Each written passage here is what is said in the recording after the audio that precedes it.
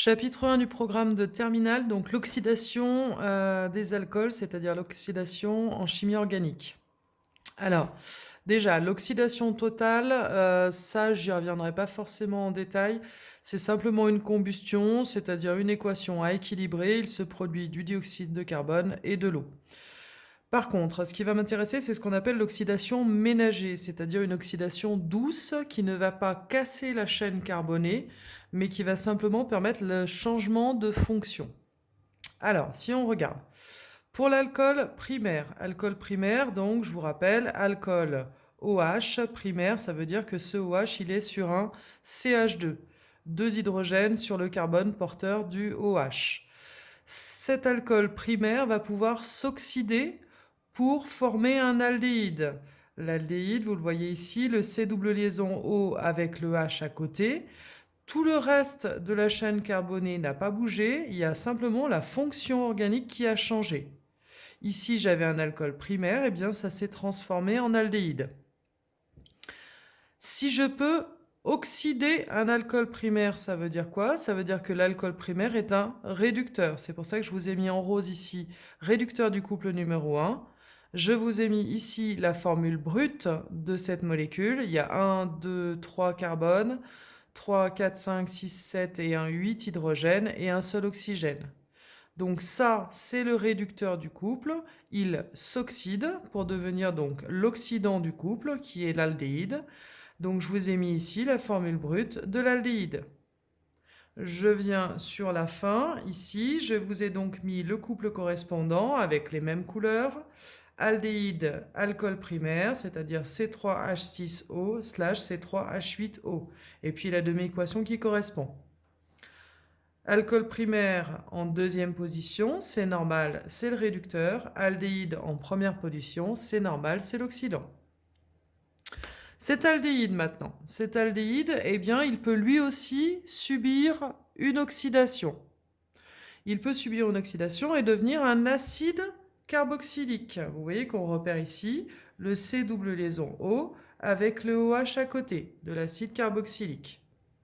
Je vous ai mis en bleu donc la même formule puisque c'est la formule de l'aldéhyde, C3H6O, et puis je vous ai mis ici la formule de l'acide carboxylique qui est un C3H6O2. Si cet aldéhyde s'oxyde, ça veut dire que c'est un réducteur. Voilà pourquoi en bleu, je vous ai mis, c'est le réducteur du deuxième couple. Et quel est l'oxydant associé? Eh bien, l'oxydant associé, ça sera l'acide carboxylique, qui est donc l'oxydant du deuxième couple.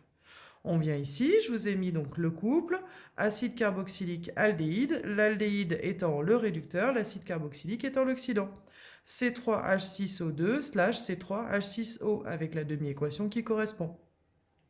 Ensuite, si je n'ai plus un alcool primaire à la base, mais un alcool secondaire, c'est-à-dire un OH qui est sur un atome de carbone qui ne possède qu'un hydrogène. Qu'est-ce qui se passe à ce moment-là? Eh bien, on vient former un C double liaison O exactement comme dans l'exemple précédent, sauf que comme il n'y a pas d'hydrogène à côté, ce n'est pas un aldéhyde, mais c'est une cétone.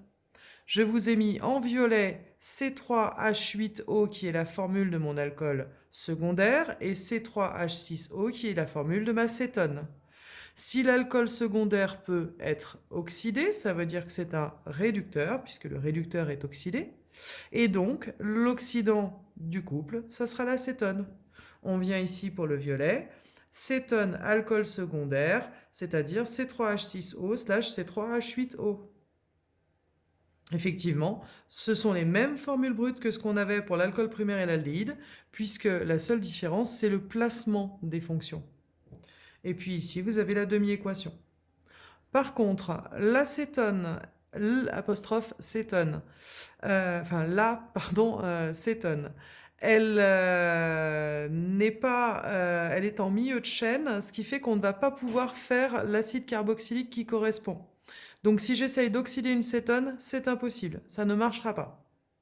Et puis de la même façon, l'alcool tertiaire, vous voyez que j'ai pas d'hydrogène porteur ici, sur le carbone porteur, donc là encore, l'oxydation, elle va être impossible. C'est ce qui va nous permettre en fait de l'identifier. Si vous ajoutez du permanganate de potassium, le permanganate de potassium, c'est un oxydant. Si vous l'ajoutez sur un alcool tertiaire, un oxydant avec cet alcool tertiaire, il ne se passe rien. le permanganate de potassium est violet, il va rester violet. Ça va me permettre de dire, ah bah oui, si je fais un test, c'est un alcool tertiaire. Parce que par contre, si je mets du permanganate de potassium, qui est un oxydant, avec un alcool secondaire, eh bien la réaction va se passer. Le permanganate de potassium va se décolorer. De la même façon, si je mets du permanganate de potassium avec un alcool primaire, la réaction va se passer et donc le permanganate va se décolorer. Et puis je pourrais même le dire ici, si je mets du permanganate de potassium avec un aldéhyde, eh bien la réaction va se passer, le permanganate va se décolorer. Du coup, le permanganate de potassium, lui, permet de mettre en évidence les alcools tertiaires, c'est-à-dire que s'il reste violet, il y a des chances que ça soit un alcool tertiaire. Les deux autres tests que vous devez connaître, le test à la 2,4-DNPH, 2,4-dinitrophénylhydrazine. Alors vous n'avez bien sûr pas à connaître 2,4-dinitrophénylhydrazine. Ça permet de mettre en évidence soit les aldéhydes, soit les cétones. Donc si votre test ressort positif, c'est-à-dire avec un précipité orangé, vous ne pourrez pas déterminer si c'est un aldéhyde ou une cétone, mais par contre vous pourrez être sûr que c'est soit l'un, soit l'autre. Et puis en fait, à la suite, on fait généralement le test spécifique à la liqueur de Fehling.